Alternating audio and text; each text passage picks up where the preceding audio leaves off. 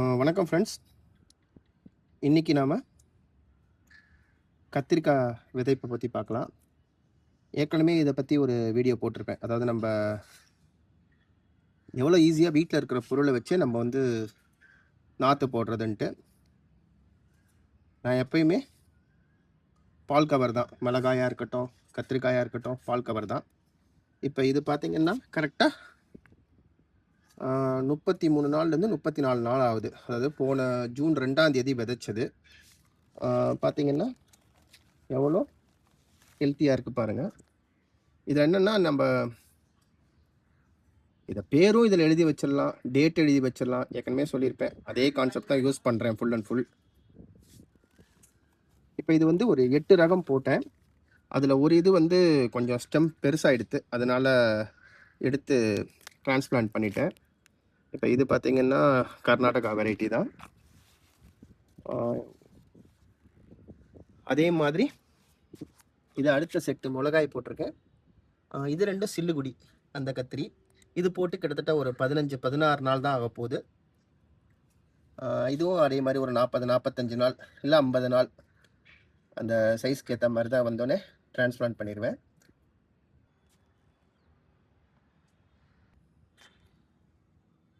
நமக்கு வந்து என்னன்னா, இந்த மாரி பால் கவர்ல ரொம்ப ஈஸியா வளர்க்க முடியுது. டிரான்ஸ்பிளான்ட் பண்ணும்போது அப்படியே பால் கவர கிழிச்சிட்டு, உங்க ஐடென்டிஃபிகேஷனுக்கு வேணும்னா நடும்போது அந்த ஒரு வீடியோவோ, ஃபோட்டோவோ எடுத்துக்கலாம். அப்படியே எடுத்து நட்டுறலாம்.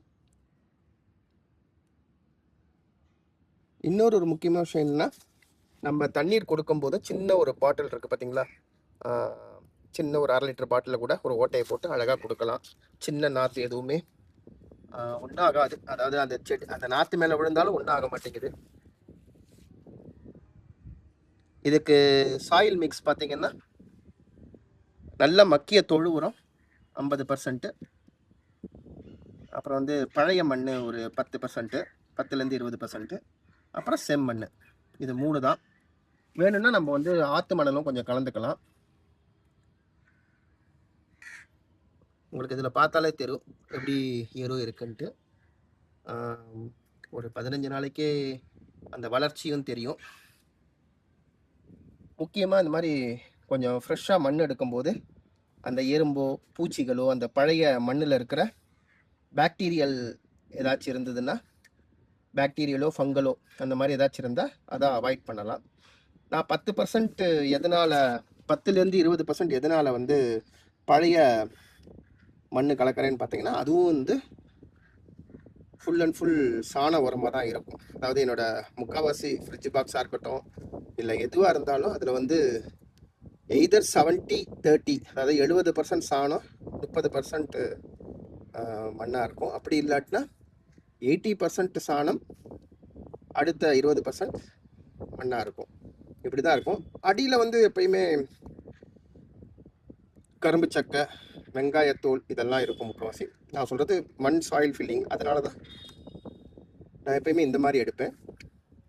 இப்ப இந்த மாரி வெயிலா இருக்கட்டும், மழையா இருக்கட்டும், டைரக்ட்டா இந்த மாரி மொட்டை மாடியில நம்ம வச்சுட்டா கூட ஒண்ணும் ஆகறதில்ல. இதுவரைக்கும் ஒண்ணும் ஆகறதில்ல. கத்திரி செடிக்கு முக்காவாசி நல்ல வெயில் வேணும். வெயில் இருந்தா மட்டும் தான் வளரும். ஏன்னா 33 நாளைக்கு நீங்க பார்க்கலாம் எவ்வளவு வளர்ந்துருக்குன்ட்டு. இது பாருங்க, ஸ்டெம் நல்லா பெருசாவும் வளர்ந்துருக்கும். இன்னொன்னு என்னன்னா, நாம ரெகுலரா மத்த செடிகளுக்கு இந்த பஞ்சகாவியா ஸ்ப்ரே பண்ணும்போதும் இதுல ஸ்ப்ரே பண்ணலாம். அதுவும் நல்ல உங்களுக்கு அந்த பூச்சி தாக்குதல், இந்த வெயில் காலத்துல பூச்சி தாக்குதல் அந்த மாதிரி ஏதாச்சும் இருந்தா அதையும் கொஞ்சம் நல்லா அவாய்ட் பண்ணுது இந்த மாதிரி பண்ணும்போது. இது பார்த்தீங்கன்னா ஒரு 2 மாசம் இதாயிடுது. அப்படியே ப்ரூனிங் பண்ணிட்டே விட்டுட்டேன். ஏன்னா மழை, வெயில் ரொம்ப அதிகமா இருக்குமே, இதுக்கு பாக்ஸ் ரெடி பண்ணல. ஸோ பேரும் மறந்து போச்சு. என்னன்னா இத அப்படியே நான் வந்து போட்டுட்டேன். இது பேர் எழுதாம விட்டுட்டேன். அதனால 2 மாசம் கிட்டத்தட்ட 60 நாள் ஆயிடுத்து.